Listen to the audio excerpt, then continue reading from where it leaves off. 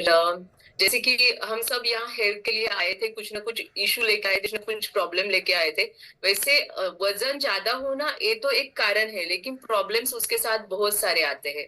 वैसे ही मेरा भी वजन बढ़ा था 3 साल पहले जब आई थी कोविड के बाद।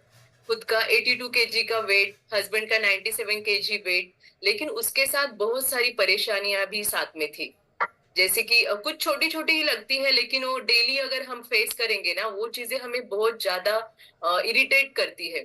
अभी मैं फार्मा कंपनी में जॉब कर रही थी, तो जैसे डेली का ट्रेन से आना जाना रहता है, तो ये चीज जो है बहुत सारे जन मेरे से ये रिलेट करेंगे कि ट्रेन पकड़ने में जो मोटे लोग रहते हैं उनको बहुत दिक्कत आती है।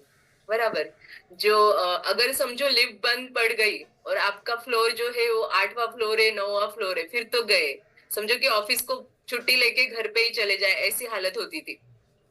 तो इस कम्युनिटी से जुड़ने का मेरा रीजन ऐसा था कि मेरे जो कोच थे वो मुझे पहले से जानते थे, और मेरा बढ़ता हुआ वेट उनको दिख रहा था लेकिन मुझे नहीं दिख रहा था।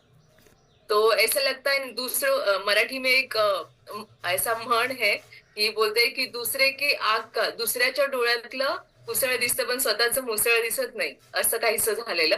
तो जो दूसरे को अपना हम नोटिस करते हैं, खुद का ही नहीं होता। तो मेरे कोच ने मुझे बताया था कि आपका वजन बढ़ रहा है, आप कुछ करते नहीं क्या?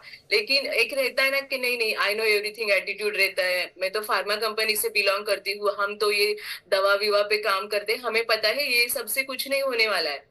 तो मैं यूट्यूब पे देख के कुछ भी घरेलू नुस्खे वगैरह आजमाती थी, वॉक के लिए कभी जाना। वो तो टाइम ही नहीं मिलता था क्योंकि शिफ्ट ड्यूटी रहती थी, मॉर्निंग को 7 बजे का मेरा लॉग इन रहता था।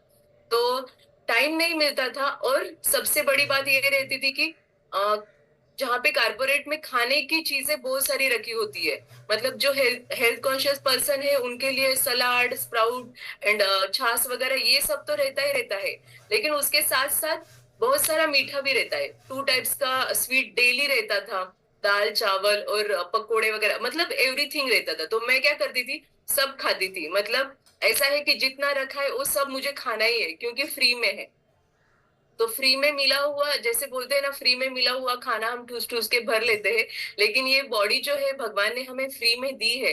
अगर लेकिन इसमें अगर कुछ हो जाए ना, तो फिर बहुत महंगा पड़ता है। तो ऐसे ही वजन बढ़ता जा रहा था, उसमें ही मेरा सेकेंड प्रेगनेंसी कंसीव किया मैंने। और मेरी बेटी का जन्म हुआ। उसके बाद उसे भी कुछ चैलेंजेस थे, इवन प्रेगनेंसी में मुझे भी जो बोलते हैं डायबिटीज रहता है, गेस्टेशनल डायबिटीज। मतलब वो सिर्फ आप जब तक प्रेग्नेंट है वो तब तक रहता है, बाद में चला जाता है। लेकिन अगर हम हमारी हेल्थ हेल्थ पे काम नहीं करते तो वो थ्रू आउट लाइफ हमें हो सकता है। ये मुझे ऑलरेडी डॉक्टर ने बताया था कि आपको जो डायबिटीज अभी हुआ है, अगर इस पे आप अभी काम नहीं करेंगे तो ये आफ्टर डिलीवरी भी आपका हो सकता है। क्योंकि एज जैसे 30 के बाद लेडीज को बहुत सारे चैलेंजेस शुरू होते हैं। तो आफ्टर बेबी को जन्म देने के बाद फिर रहता है कि हमारी